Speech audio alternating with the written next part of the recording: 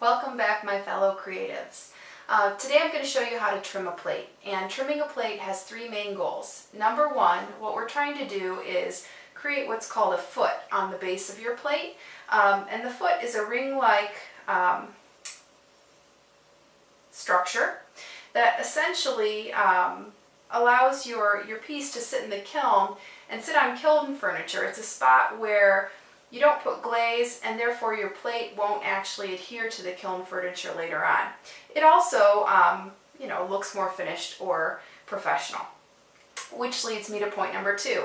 Trimming a foot will actually make your plate look more complete and more polished, if you will, like you would buy a professional piece of pottery. Also, my favorite one is the rime. It takes the weight out of the plate. So essentially, I'm removing all of this excess clay. Let me show you what I mean.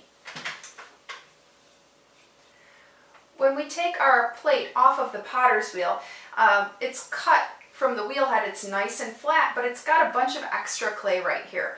And it looks pretty rough. It doesn't look finished. So essentially, you can see the difference just by looking at it. Not only does it make it look beautiful, but it's also going to remove this extra clay that doesn't need to be there, which is really beneficial because we're going for uniform thickness in whatever we make, whether it's a plate, a bowl, or a vase, because clay shrinks at two different times, when it's drying and then also when it's fired. And let's just envision this for 1 second. The cross section of this plate, the shoulder looks like this, but then the bulk, the bottom, it looks like this. So essentially I've got this plate that moves like this from the lip to the shoulder, and I've got this excess clay here. So it's thinner up here and thicker down here. Well, if this is shrinking as it's drying, and this is not shrinking at the same rate, those can pull apart. And what that means really to your pieces, essentially a crack could happen. And that's not going to make for a plate that looks good in the end or is very usable. So we're trying for even thickness. So really the goal in trimming, in removing the weight, if this is the shoulder of your plate and this is that excess clay, we're trying to remove that so that we have something cross-section wise that looks even all the way through. Okay? I hope that makes sense. You'll see in just a minute what that looks like. To trim a plate, you're going to need a couple of things. You're going to need some plastic clay, which will actually help to hold your plate down to the potter's wheel while you're trimming it. And you're going to need some trimming tools. My favorite tool looks like this. It's almost triangular on one end and then rounded on the other. And then this broad tool can remove larger amounts of clay. I find it's best for smoothing. I find this one to be the best for removing the weight from the clay. But you can try both and see what you think. I also have a bucket with some water and a sponge just for the finishing at the very end. So here we go. First things first, your plate must be leather hard, meaning it's dry to the touch and it's not really movable. Because essentially to trim this plate, I have to flip it upside down on the wheel head. And if the clay is soft, it will just lose its form altogether. It will sink if it's too plastic. So it needs to have enough strength in firmness to actually hold its shape and allow you to remove clay without it getting goopy, so that it ribbons off really nice. And you'll see what that looks like in just a sec. But it's a tactile thing, and if you're not sure, ask me to check or ask a friend that seems to know, so that you make sure that you get it right. Next, what you're going to do is recenter the plate on the wheel head. And essentially, my favorite thing to do is just use, because your plate's already round, use the rings on the potter's wheel. And what I'm looking for is equal distance between the edge of the plate and the next ring on the potter's wheel all the way around. So for instance, if I set it like that, you can see that there's very little room right here and here, and a lot of room right here and here. So that tells me that it's not centered. So essentially, I'm going to visually do my very best to get it centered. And then when I think it's there, I can do a little test. I hold out my pinky and I put it about 1/4 to 1/8 of an inch away from the edge of a plate. And I'm going to start my wheel on a really slow speed. And at that point, I'm just holding my pinky in place and I'm looking for even distance as it rotates around. And if there's a spot where it looks like it's closer in distance as it rotates, I'll stop right there and I'll just give it a little push away. And that push away is just trying to center it a little bit better. And then I'll check it again. And as soon as I get to a point where it looks like that small little amount of distance is consistent as it rolls all the way around, I'm ready to lock my plate down with this plastic clay. Because this is leather hard and this is still plastic, they shouldn't stick to each other. The only exception would be if you used really gloppy, gloopy clay that had a lot of slip or liquid clay on the surface. Don't do that. You just want clay that you would throw with. Then, since I know this is centered, I'm going to gently place my hand on top, and I'm going to use just a very small amount of clay, even half this amount, and I'm just going to put it so that it overlaps the edge of my plate a little bit, the lip there. But I'm not going to push it into the lip, I'm going to push it down onto the wheel head. So essentially I pushed onto the wheel, but then there's just this little overlap of clay kind of holding the plate down. I'm going to do that 3 times. You could do 4 if you like. And you'll notice I'm not putting the clay high up the edge because then I can't trim in this area with the tool. It would hit this clay. So I'm keeping it as low as possible. Or as low as I want to trim. Next, I'm going to go ahead and take my trimming tool. I like to start with the triangular side, and I'm actually going to hold it so that the triangle is perpendicular to the plate. So not level and horizontal with the plate like this, but kind of turned up on its side, up and down.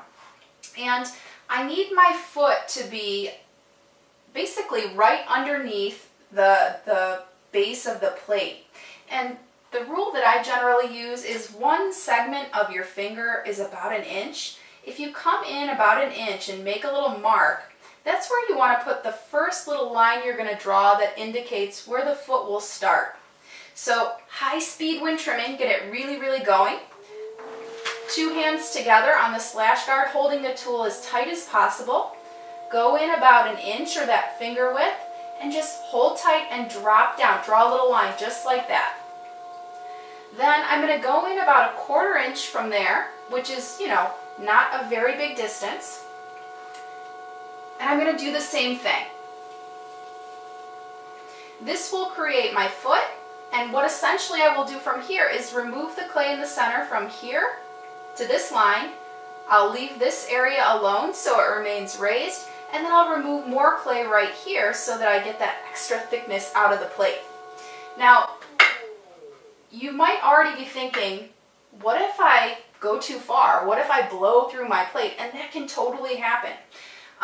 My advice to you is, if you made everything 1/2 inch, you know that you can easily trim 1/4 inch away safely. The other thing you can do, if you're not sure, is you can do this little tap test.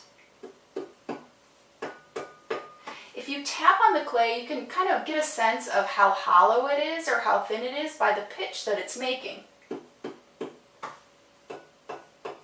I can tell that this is thicker, it doesn't sound as high. So essentially, after I take a couple passes, I'll tap again to just see how high I'm getting. And as it gets high or it feels thin to the touch, I will stop.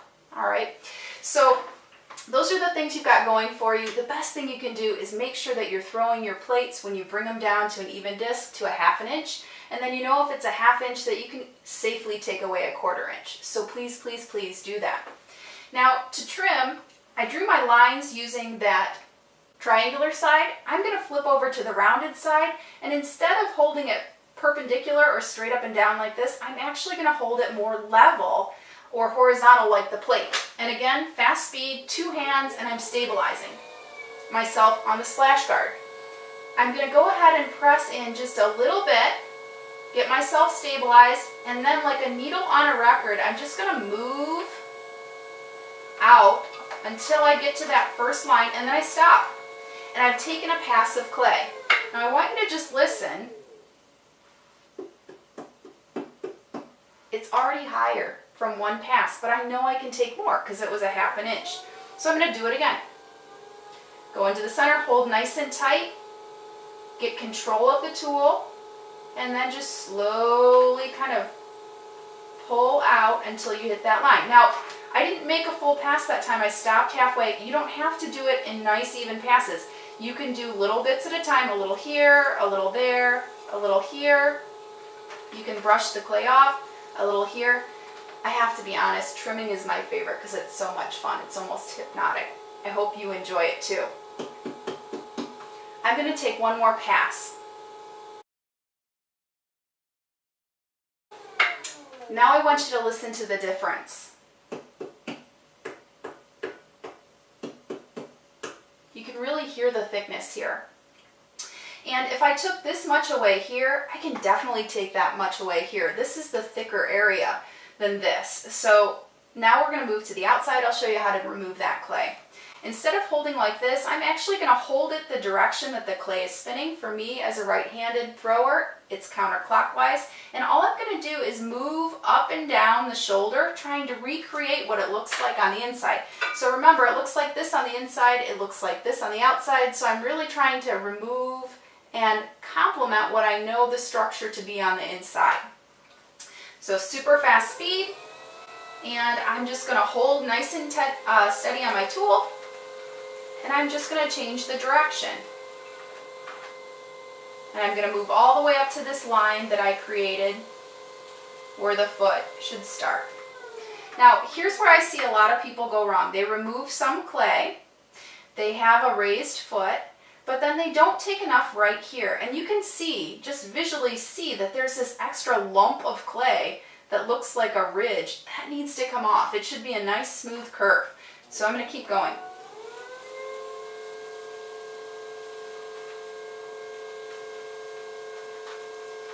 I'm moving up and down. It doesn't have to be one direction. And I'm varying my pressure. If I want to remove a little more, I press harder. If I don't want to remove as much, I press a little lighter. And I can also use the tap test here. That's a higher pitch. I can still take more, because if I can go that thin here, I can definitely go thinner here.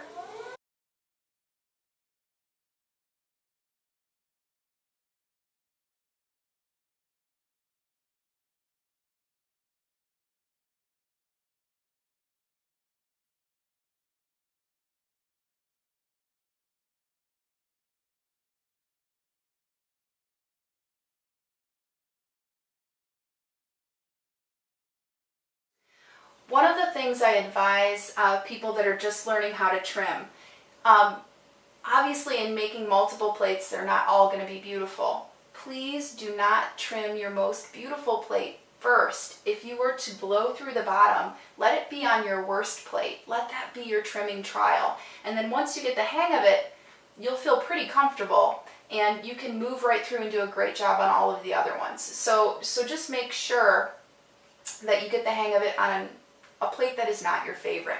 Now, one of the things I mentioned in the other video was that you could decorate your plates to add a little bit of visual interest and also gain some extra credit points. So one of the things I could do is add a design out here while I'm trimming. Before I do that, I'm going to show you how to smooth this out in case that's not what you want to do, and also how to get rid of these rough edges. But I'm going to move through a few things, so just have a watch. To smooth this out, all I'm going to do is go back to my triangular side and very gently let it rock over the edges so that I'm getting rid of any rough edges that might be there. When this clay is fired, it will be quite firm, and if you don't round out rough edges, it could scratch a table or you, and you don't want that to happen. Also, I could use the broad tool here, and I could let its nice kind of longer edge smooth out those lines from the other trimming tool. And I'm just changing the angle so that it can get into all of those little cracks and crevices, like so. And I could even use that in here to clean off any lines I might not want.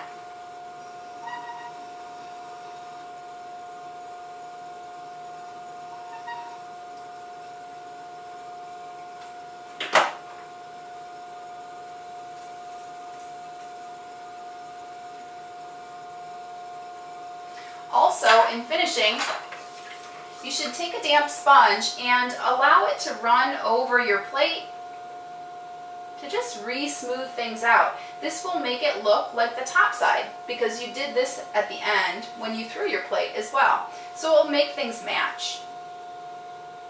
All I'm doing is letting it roll over, kind of smooth out things, make them look nice, finished and professional.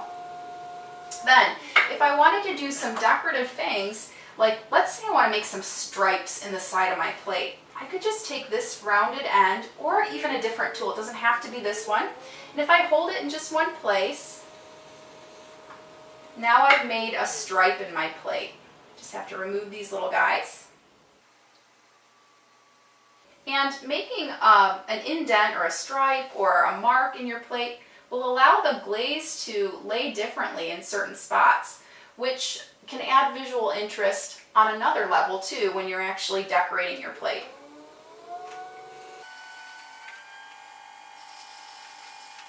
So now I've just gone ahead and put some stripes in my plate. I could do a zillion things. I could draw a picture of a flower on the front or add texture by just going all over the surface. The sky's the limit. So you could also do some Google research and look into different types of decorative ceramic surfaces if you're interested in that. The last thing that I need you to do in finishing your plate is I need you to sign with your name, first and last, and then I need you to write the date on the plate, and then I also need you to write the number the plate is in however many you've made. So I would write Kristen Johnson, just using my needle tool. Writing your name identifies the plate as yours. Writing the date lets me know how long it's been drying out and whether it's ready to be bisque fired. That way, if it's been drying out for a week, I know there's no risk that there's water left in it and it's not going to explode in the kiln.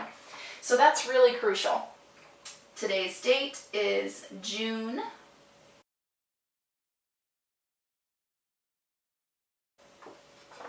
And then lastly, I would write plate number 1. That's important because when I grade your plates, you'll want to know which plate is associated with each grade that you earn. Lastly, I'll remove these little pieces of clay. They come right off. And I'll very carefully just slide my plate to the edge where I can gently lift it up. It's significantly lighter in weight. It looks finished and beautiful. And to actually have it fired, what I'm going to ask you to do here is not bag it back up on a plastic bat, but take it back to the kiln room, set it on the table, let it dry out so that I can fire it as soon as possible for you, okay? That's all there is. You can do it. It's a lot of fun. Trimming is my favorite. Hopefully it will be yours too. One last thing. I forgot to mention what you do with your trimmings. All of these little spaghetti strings are going to go straight into the pugger. You can just take off your splash guards and walk them over to the pugger, open the lid, go ahead and just push them right in. And then all you really need to do is take a damp sponge and wipe down the potter's wheel, the head of the wheel here. That's it. Just make sure it looks relatively clean. One other little tip I'd like to share with you. Normally, trimming will take you probably about 15 to 20 minutes. So it's best, or the most time efficient, to save multiple plates to trim in one class period so that you can maximize your time. Okay?